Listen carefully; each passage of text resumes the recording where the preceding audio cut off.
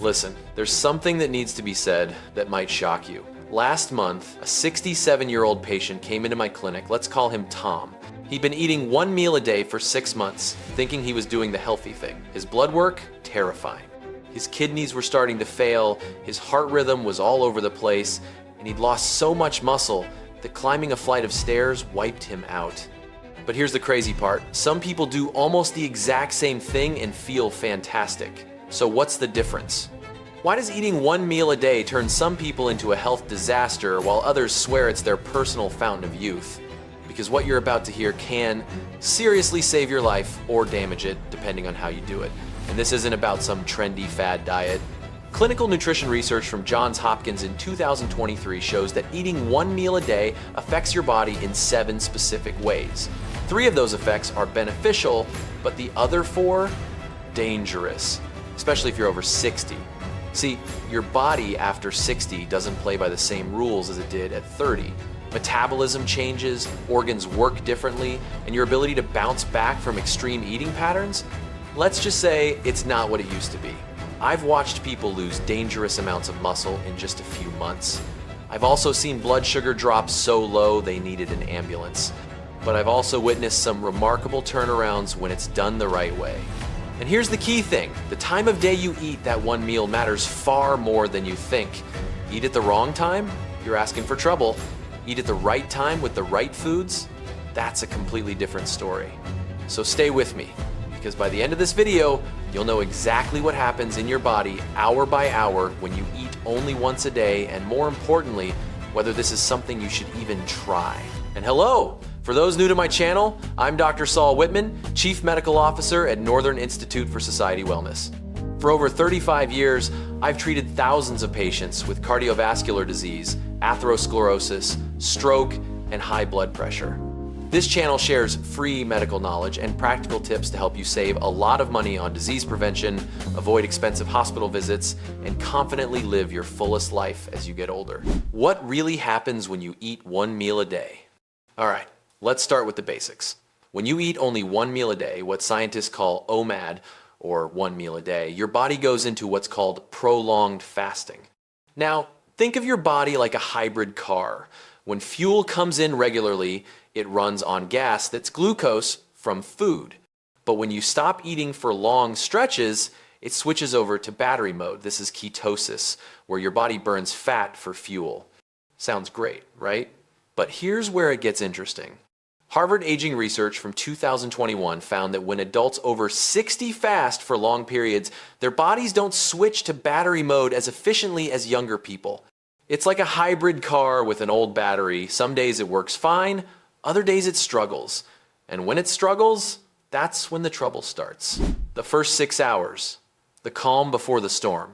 Let's walk through it hour by hour. Say you eat your one meal at noon. For the first 6 hours, everything looks pretty normal.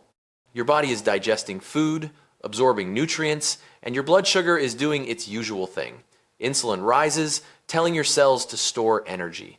It's like rush hour at the grocery store. Everyone is stocking up. But here's what most people don't realize.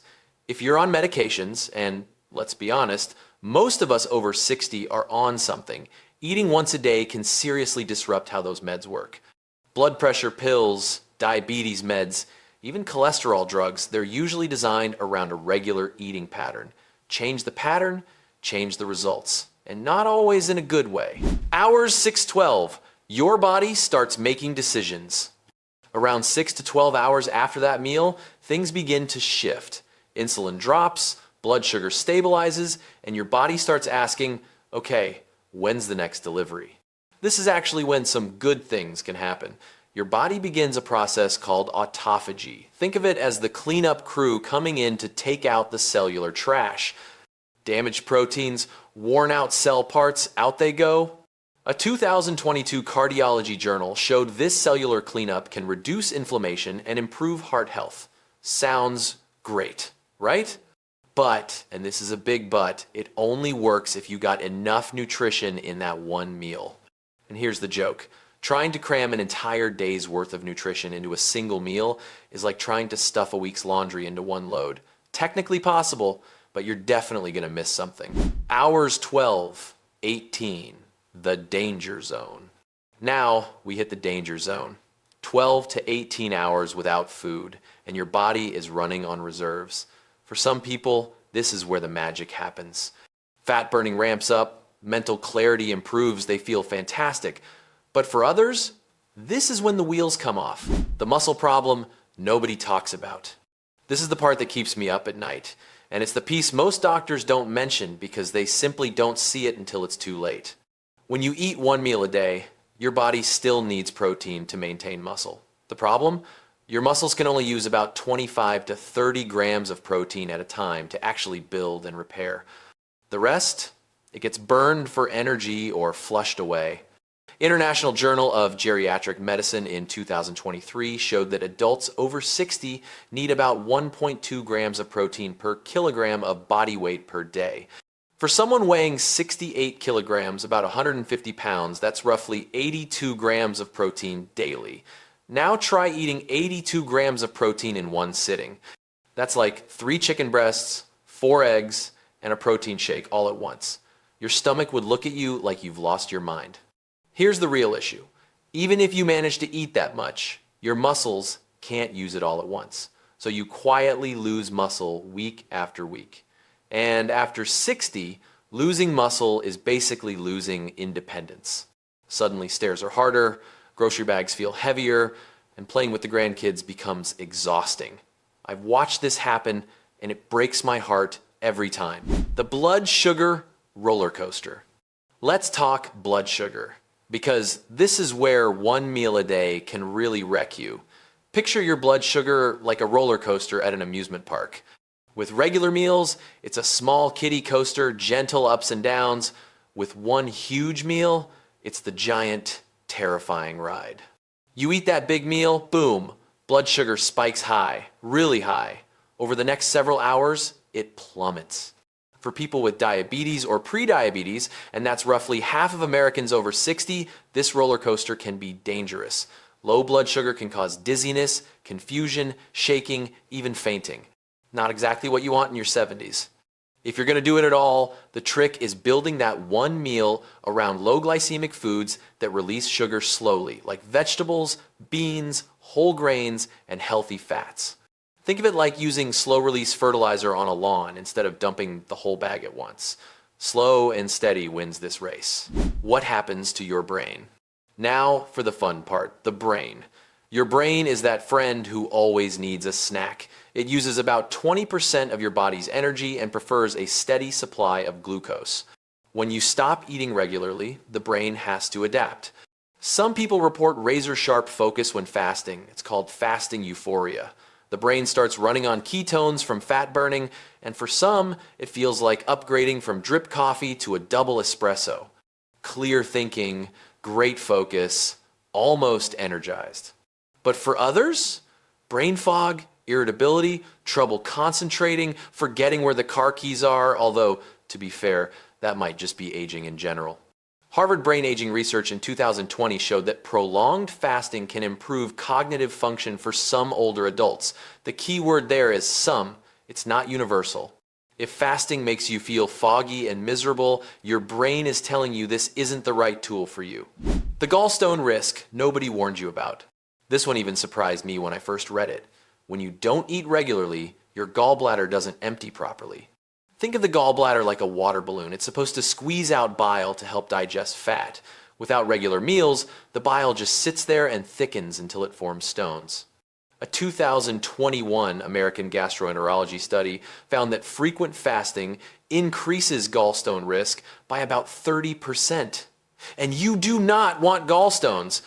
They're like tiny rocks trying to squeeze through a straw. Incredibly painful. The one factor that makes or breaks it. Here's the million-dollar question everyone asks me. Dr. Whitman, should I eat one meal a day? And my answer is this. It depends on one critical factor that most people completely ignore. It's not your willpower, it's not your discipline, it's your individual metabolic health.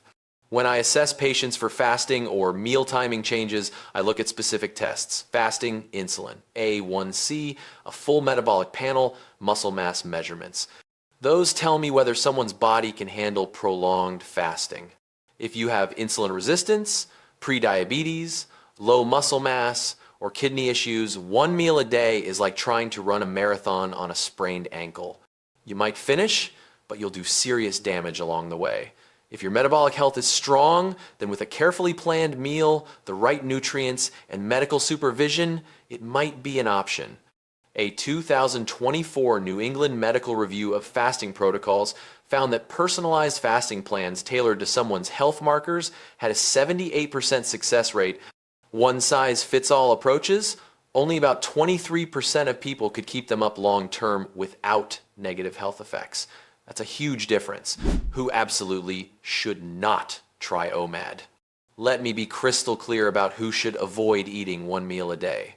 If you have diabetes, kidney disease, a history of eating disorders, are underweight, or take medications that must be taken with food, this is not for you, period.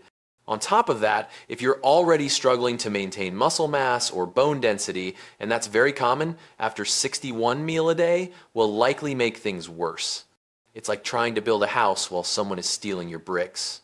Here's what I want you to take away. One meal a day isn't magic and it isn't poison. It's a tool. Like any tool, it works beautifully in some situations and fails miserably in others.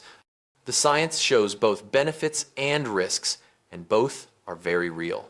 For most of my patients over 60, I recommend a gentler approach, maybe 2 meals a day with a 12 to 16 hour fasting window. You get many of the benefits without the extreme risks. It's like getting 80% of the results for 20% of the danger. That's the trade-off I like. Remember Tom from the beginning? Once we shifted him to 2 balanced meals a day with protein spread out properly, his numbers improved dramatically over 3 months. He got back to hiking, playing with his grandkids, and living his best life. That's what we're aiming for.